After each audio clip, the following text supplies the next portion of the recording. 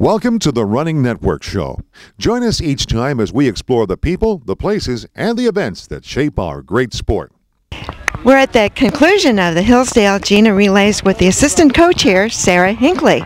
But we're not going to talk about the Gina Relays. We're going to talk about the U.S. Olympic Team Trials Women's Marathon in Boston last week, and you were in it. Yeah. We watched your race. You were in the thick of it for a while. Tell us a little bit about your race. I felt pretty good going into it and pretty fresh.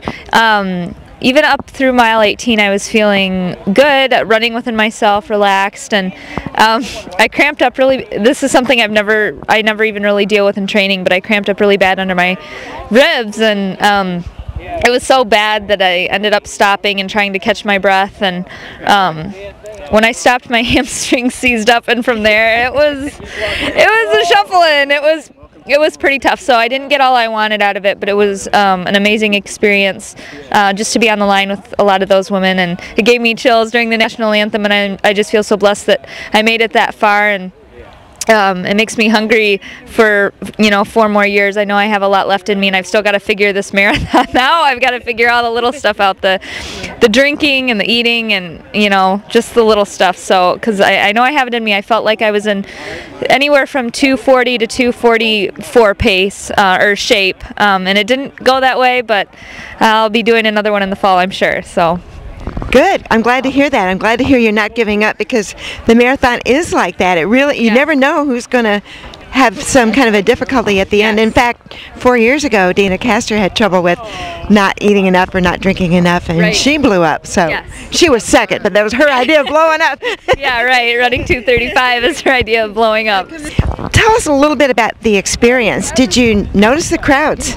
Oh yeah, the crowds were pretty amazing, and it was awesome because it was a loop course. So we started with a 2.2 mile loop through like the historic part of town, and then we crossed the Charleston River and the bridge, and we went into Cambridge, and it was absolutely a beautiful course.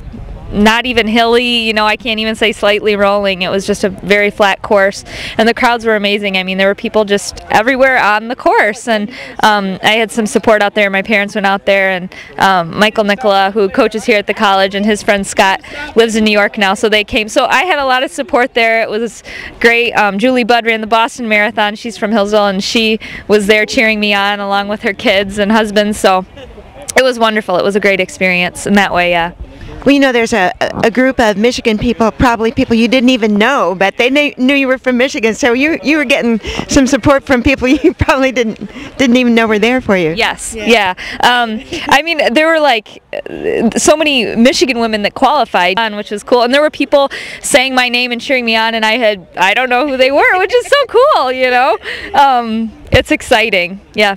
Well, it's one of the most exciting road races in the world to watch, and we're really tickled to see you as part of it, and we look forward to seeing you next time. And we don't know where the trials are going to be, but 4 years from now, you'll have another shot at it. Yes, definitely. I'm going to work really hard and try to do things properly, take the rest I need right now, and recover. And I want to do one in the fall and, get this thing figured out and doing things right. So it's something you got to figure out. It's a monster, and you have to learn to respect the distance. And so I'm getting there. And I'm young, and if I train well and smart, that I have a good marathon in me. Many good marathons, hopefully. We think you do too. You've got the wheels. Sarah, congratulations, and we really appreciate your talking to us today. Thanks a lot. Thank you. Thanks. Okay. Thanks a lot. All right.